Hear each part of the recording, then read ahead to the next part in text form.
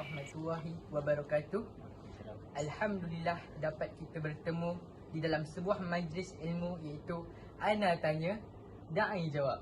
Sempena dengan bulan Ramadan yang hampir menjelang tiba, hari ini kita nak membincangkan tajuk tentang bulan Ramadan. Sebelum kita pergi jauh, kita perlu memperkenalkan dulu siapa di sebelah saya ini. Ya, Assalamualaikum warahmatullahi wabarakatuh. Syukur kepada Allah Subhanahu wa taala kerana penonton semua, Allah telah pilih kamu semua untuk menonton majlis ilmu ini. Saya akan perkenalkanlah nama saya Airil Usman bin Zulkafli. Sesungguhnya saya ni pun manusia yang biasa juga, dia melakukan salah dan silap. Harap dimaafkanlah kalau ada salah dan silap sepanjang kita punya program. Jadi ada apa-apa soalan nak ditanya ke saudara Nasim? Okey. Sebelum kita pergi ke soalan yang lebih jauh, kita tanya dulu apakah maksud puasa itu. Okey. Bismillahirrahmanirrahim. Dengan nama Allah yang Maha Pemurah lagi Maha Penyayang. Makna puasa terdapat dari segi bahasa dan dari segi syarak. Dari segi bahasa, puasa ni bermaksud menahan diri daripada melakukan sesuatu perkara. Itu adalah basic yang selalu kita dengar. Dari segi syarak pula, puasa ni bermaksud menahan diri pada waktu siang daripada melakukan perkara-perkara tertentu. Dari terbit fajar, masa tu kita dah sahur semua kan. Lepas tu naik pula fajar hingga terbenamnya matahari, dah nak ready nak buka puasa lah. Sebelum nak tibanya kita nak buka puasa tu, masa sebelum nak buka puasa tu, kita kena tahan diri kita dulu. Masa waktu tengah hari, waktu petang kan, kita menahan diri bukan setakat makan dan minum, walhal kita kena menahan diri daripada melakukan perkara-perkara yang lara. Kurangkanlah, kita kena di bulan puasa ni, bulan yang paling mulia, kita kena banyakkan beribadat pada Allah Subhanahu Wa Taala, banyak melakukan perkara-perkara sunat kan. Menahan nafsu daripada melakukan benda-benda yang melalaikan diri kita daripada mengingati Allah Subhanahu Wa Taala. Contohnya main game. Main game lah terutama yang saya nak sentuh ni. Tak salah nak main game, cuma kurangkan. Okey, bukan itu saja. Puasa ni juga suruh kita menahan diri daripada melakukan benda yang boleh mendatangkan dosa. Contohnya mengumpat, mengutuk orang, memfitnah orang. Dan benda ni pun telah disebut oleh Rasulullah SAW. Apabila seseorang kamu berpuasa, janganlah ia bercakap perkara-perkara yang kotor dan sia-sia. Dilarang juga bertengkar dan maki hamun. Hadis riwayat Al-Bukhari. Itulah dia benda-benda yang perlu kita cegah sepanjang bulan puasa. Kalau tidak, sia-sia je pahala puasa kita. Lagi menambahkan dosa pula di bulan puasa ni. Astagfirullahalazim. Okay. Jadi ada apa-apa lagi? Terima kasih saudara Airil. Jadi boleh tak saudara Airil memberikan dalil-dalil yang mewajibkan puasa di bulan Ramadan? Okey, dalil tuntutan puasa di bulan Ramadan memang ada dan disebut dalam potongan daripada ayat surah Al-Baqarah 183 yang berbunyi, A'udzu billahi minasy syaithanir rajim. Ya ayyuhalladzina amanu kutiba 'alaikumus siyamu kama kutiba 'alal ladzina min qablikum la'allakum tattaqun.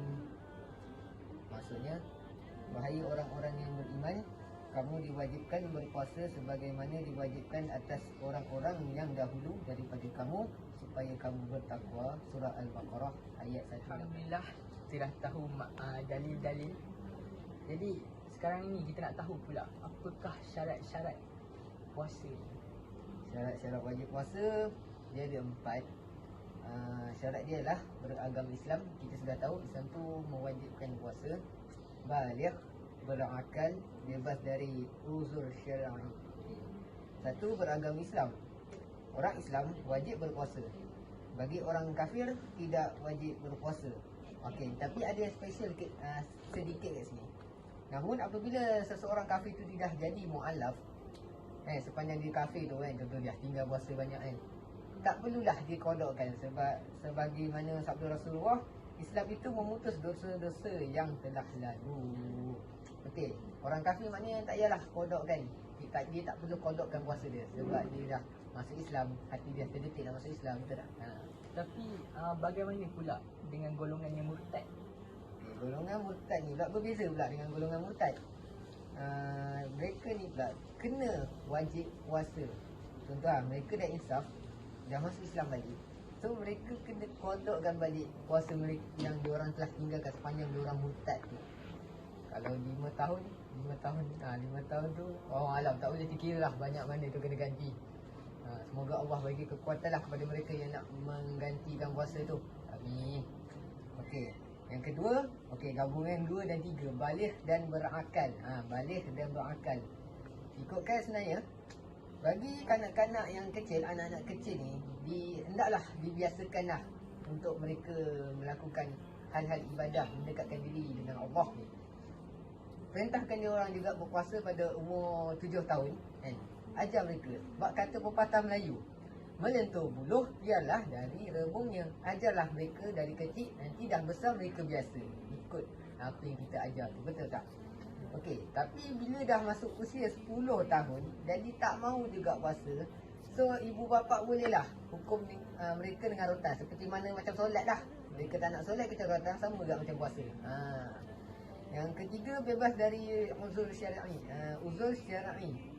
Terdapat uzur syar'i yang mencegah daripada berpuasa dan ada pula uzur yang mengharuskan untuk berbuka puasa. Antara uzur syar'i yang mencegah daripada puasa ni ialah keluar darah haid bagi wanita, keluar darah nifas, pitam atau pengsan sepanjang hari. Tu memang dikira batal puasa dah. Manakala uzur syar'i yang mengharuskan seseorang tu buka puasa adalah, contoh, dia sakit. Sakit tu memudaratkan jika dia teruskan puasa. So dia tengah puasa tapi dia asyik sakit je, contohlah perut ke apa dah kan. So dia boleh buka puasa tu, diharuskan untuk buka puasa. Yang kedua, bermusafir, melebihi 2 mahalah. Orang yang bermusafir jauh ni kan, boleh juga diharuskan untuk buka puasa. Betul. Bukan penatan memandu semua, betul tak?